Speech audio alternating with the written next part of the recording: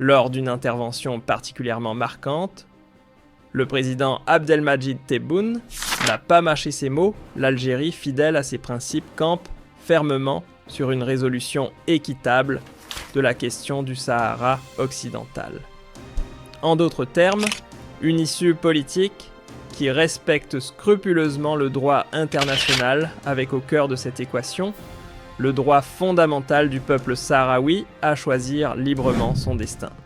Et pour que les choses de Swariant voient bien clair, le chef de l'État a également renouvelé son appui sans faille à l'émissaire spécial du secrétaire général de l'ONU, bref, une position sans ambiguïté exprimée avec la solennité d'un dirigeant qui connaît le poids de ses engagements. À écouter le président de la République, on comprend vite une chose, l'Algérie ne s'est jamais écartée de sa boussole morale. Depuis les premières heures de sa souveraineté, elle suit la même trajectoire sans jamais troquer ses convictions fondatrices contre des compromis de circonstances. Et parmi ces convictions, la cause sahraoui ne fait pas exception. Pour Alger, il ne s'agit ni d'un levier diplomatique à agiter au gré des tensions, ni d'un pari conjoncturel.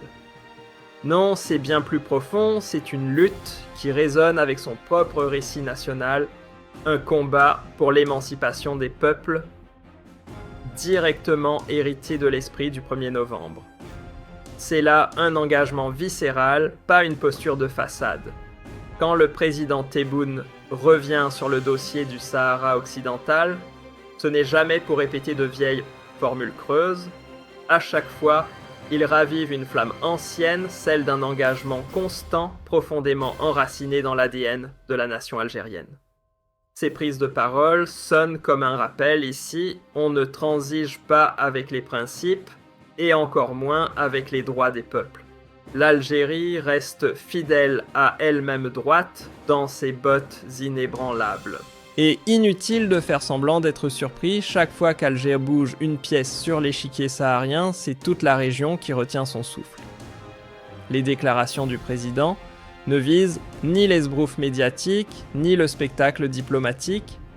Quand l'Algérie s'exprime, c'est avec l'assurance d'une puissance à l'héritage lourd, respectée pour sa parole ferme et sa capacité à jouer dans la cour des grands mêmes sur les terrains les plus sensibles.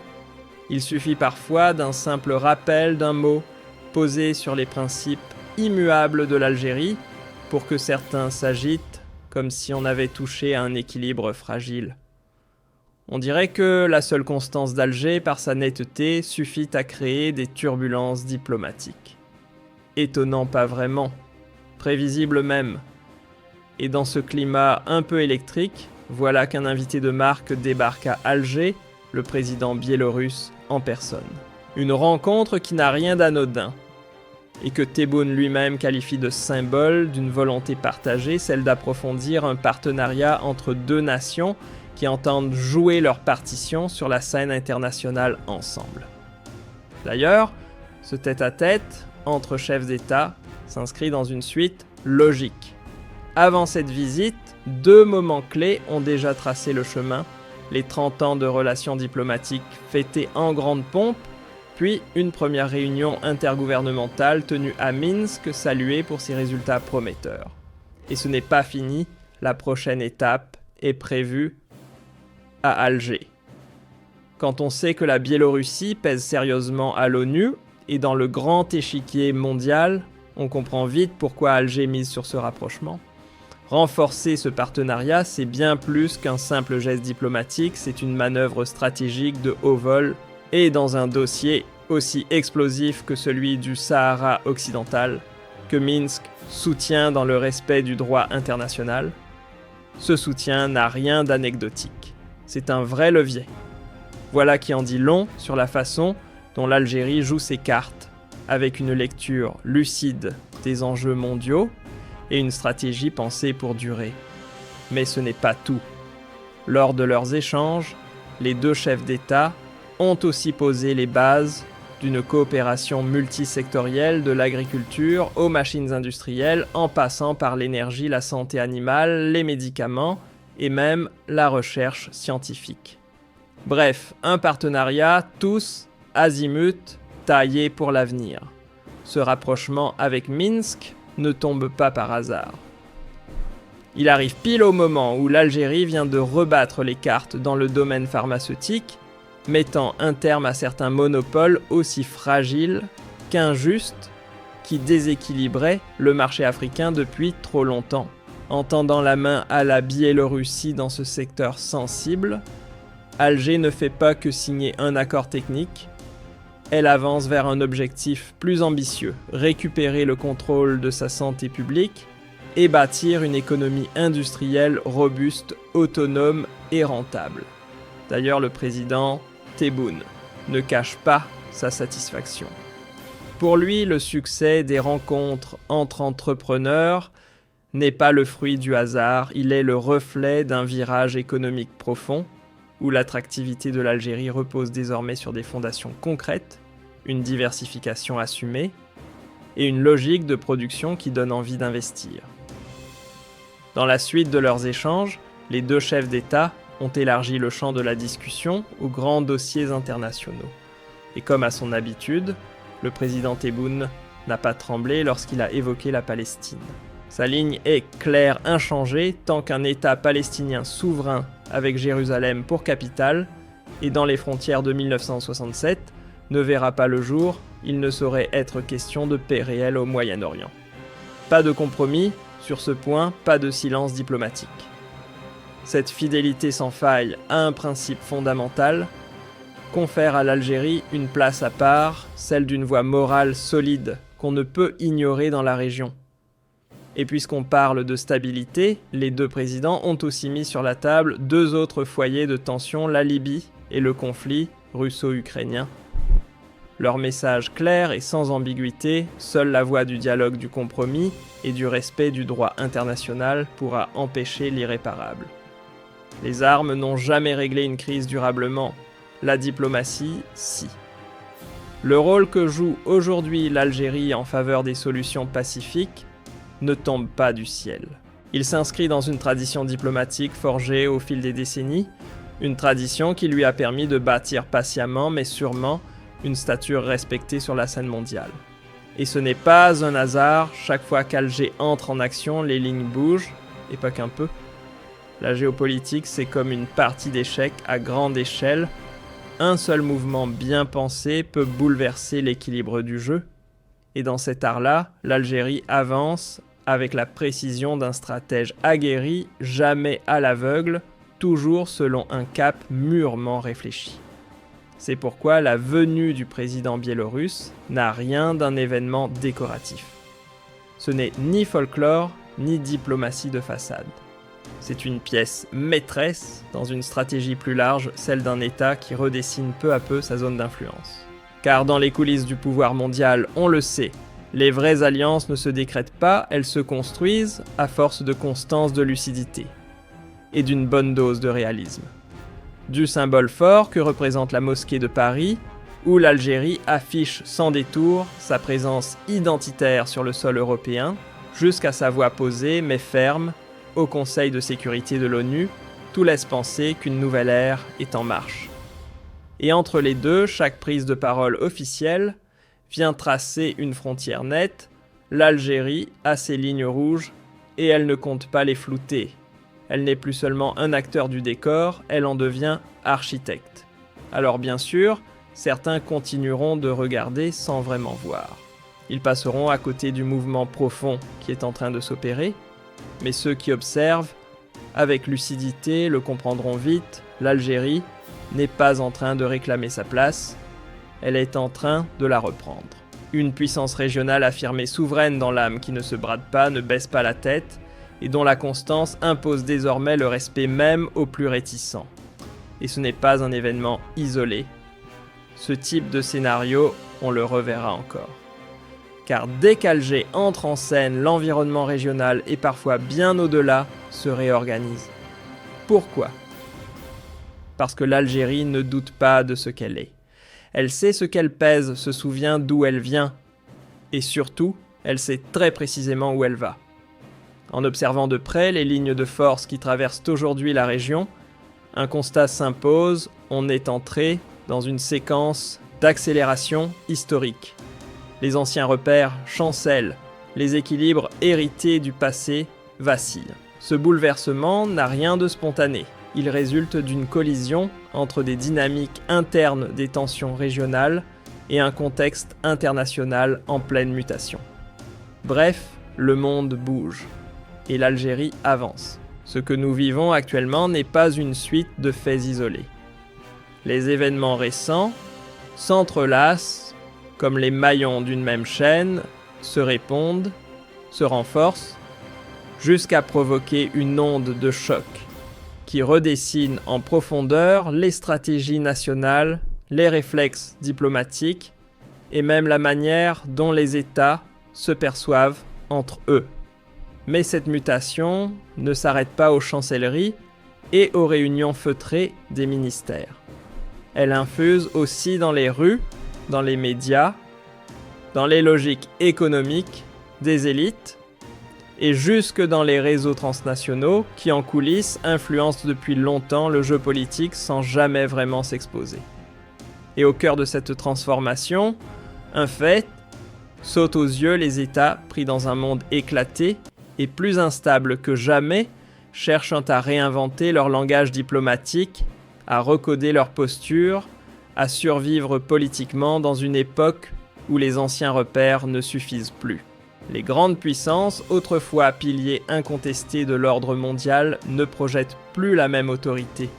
Leur influence, autrefois structurante et frontale, s'est émiettée. Elle circule aujourd'hui de manière plus floue, parfois contradictoire et souvent incapable de dessiner une ligne claire. Face à ce brouillard stratégique, les États de la région ne restent pas immobiles. Bien conscients qu'ils ne peuvent plus miser sur une seule alliance figée, ils multiplient les partenariats, naviguent entre les pôles de pouvoir et exploitent chaque faille des rivalités globales pour affirmer leur propre marge de manœuvre. L'idéologie a cédé sa place à l'intérêt pur. Ce qui compte, désormais, c'est le calcul, pas les appartenances. Mais cette nouvelle configuration, aussi prometteuse soit-elle, n'est pas sans risque. Car plus l'espace diplomatique s'élargit, plus les règles deviennent floues. Chaque acteur doit réapprendre à jouer avec de nouveaux outils, un langage repensé et des priorités en constante évolution. Bienvenue dans l'ère de l'imprévisible. Dans ce contexte sous haute tension, les lignes de fracture entre États ne cessent de s'accentuer. Et ce ne sont pas uniquement les divergences d'intérêts ou de modèles politiques qui les aggravent. C'est aussi, et peut-être surtout, le traitement médiatique survolté des conflits modernes, amplifié à l'excès, qui attise les braises. Car aujourd'hui, ce ne sont plus les chancelleries qui façonnent l'opinion, mais les algorithmes. Réseaux sociaux, plateformes numériques et chaînes d'information transnationales dictent la manière dont un conflit est perçu, vécu, raconté. Ils ne se contentent pas de rapporter les faits, ils fabriquent des récits. Et ces récits, souvent émotionnels et polarisants, orientent les colères, durcissent les postures et enferment les débats dans des bulles d'indignation. Résultat, une pression continue s'exerce sur les gouvernants. Qu'ils le veuillent ou non, les États sont désormais à la merci d'une tempête numérique capable de transformer un incident local en scandale mondial, de faire capoter une négociation en coulisses ou de créer un sentiment d'urgence, à partir d'un simple tweet. En parallèle, des bouleversements internationaux, un autre facteur complique encore le jeu, les secousses internes. Car dans de nombreux pays, la société n'est plus passive. Elle observe, elle questionne, elle exige. L'opinion publique, désormais ultra connectée et mieux informée, scrute chaque décision politique comme à la loupe. Aujourd'hui, la légitimité ne se décrète plus depuis un pupitre officiel ou à coups de symboles institutionnels. Elle se gagne sur le terrain. Ce sont les résultats concrets, la défense crédible des intérêts du peuple et la capacité à répondre aux urgences sociales qui font ou défont l'autorité politique. Et les sociétés ne sont plus prêtes à avaler des pilules amères au nom du réalisme. Dès qu'un compromis semble injuste, elles réagissent. Elles veulent de la clarté, de la cohérence, une direction assumée. Et surtout, elles refusent de confier leur avenir à des dirigeants sans cap stratégique clair. Tout cela ne se fait pas sans conséquences. La pression grimpe d'un cran sur les épaules des dirigeants désormais contraints de revoir en permanence leur stratégie, d'ajuster leurs manœuvres au millimètre près, comme dans une partie d'échecs où chaque coup peut tout faire basculer. Et pendant qu'ils jonglent avec les crises, une autre dimension s'impose silencieusement mais avec autorité, l'économie. Les dynamiques de pouvoir ne peuvent plus être analysées sans intégrer les flux d'énergie, les réseaux commerciaux interconnectés, la bascule vers de nouveaux modèles de croissance ou encore les méga plans d'investissement. Tout se joue aussi et surtout sur le terrain économique. Quant aux ressources naturelles, elles ne suffisent plus à faire trembler le monde comme autrefois. Ce qui compte désormais, ce n'est pas seulement ce qu'on extrait, mais comment on l'intègre dans des chaînes de valeur mondiales, où la technologie, l'innovation et la logistique dictent la donne. La puissance brute a cédé sa place à la maîtrise des écosystèmes. Les États, qui savent anticiper le virage, réinventer leur appareil productif et moderniser leur socle d'infrastructures, ne se contentent plus de suivre le mouvement, ils deviennent les nouveaux piliers de l'économie régionale en pleine mutation.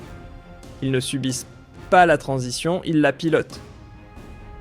Et cette dynamique économique s'accompagne d'un autre bouleversement plus discret, mais tout aussi fondamental, celui des alliances. Les partenariats traditionnels, souvent basés sur la dépendance ou une stabilité artificielle, laissent place à de nouvelles coalitions plus exigeantes, plus équilibrées, où l'efficacité, la réciprocité et la souveraineté sont les vraies monnaies d'échange. Le résultat : des coopérations moins idéologiques, parfois moins chaleureuses, mais infiniment plus solides. Car bâties non pas sur les vestiges du passé, mais sur des intérêts clairs, assumés et souvent mutuellement bénéfiques. On est passé de la diplomatie du confort à celle de l'intérêt bien calculé. Même si cette transformation géopolitique n'est pas sans heurts et peut parfois semer l'incompréhension, elle ouvre aussi une nouvelle donne. Les États y trouvent une marge d'action élargie, une liberté plus grande pour défendre leur lecture du monde et bâtir des équilibres sur mesure taillés pour les réalités d'aujourd'hui, loin des anciens moules dépassés. Mais ce bouleversement ne se joue pas uniquement sur le terrain diplomatique ou économique. Il passe aussi, et de plus en plus, par le champ médiatique. L'image qu'un pays projette devient une arme stratégique à part entière. L'influence ne se décrète plus par les traités, mais se diffuse par les récits. Et cette guerre des narratifs ne se limite plus aux journaux officiels. Elle s'infiltre dans les coulisses du pouvoir par les réseaux d'influence, les plateformes numériques et même des formes de diplomatie non conventionnelles. Le soft power désormais se joue aussi sur écran et en story. Dans cette guerre feutrée des récits, chaque puissance cherche à imposer sa version des faits. On enjolive ses réussites, on glisse pudiquement sur ses failles et on maquille ses actions en initiatives éclairées, raisonnables et bien sûr profitables pour tous. L'objectif ? Redessiner la réalité à son avantage. Mais ce bras de fer narratif ne s'adresse pas seulement à l'international. Il a aussi un effet miroir à l'intérieur des frontières. Quand les discours officiels réussissent à faire vibrer la corde sensible du peuple, à résonner avec ses attentes profondes, c'est toute la cohésion nationale qui en sort renforcée. Ou au contraire, qui s'effrite si le récit sonne faux. Et il faut le dire sans détour, le climat actuel est traversé par une montée en tension entre acteurs régionaux. La course à l'influence, la ruée vers les ressources et la quête de reconnaissance mondiale ravivent les vieilles rivalités. Et parfois, ce ne sont pas les intérêts qui s'opposent, mais les égos.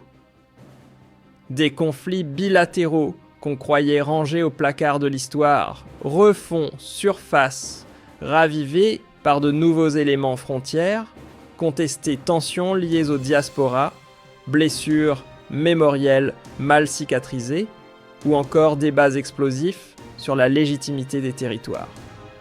Le passé loin d'être clos sert désormais de carburant au présent. Et dans ce climat électrique, plus rien ne passe inaperçu. Un mot de trop, dans une conférence, une poignée de main évitée, une manœuvre économique ou militaire mal calibrée, tout est scruté, décortiqué, réinterprété parfois jusqu'à l'absurde. Ce terrain miné d'interprétation transforme le moindre faux pas en potentiel incendie diplomatique. Autant dire que la marge d'erreur est désormais proche de zéro.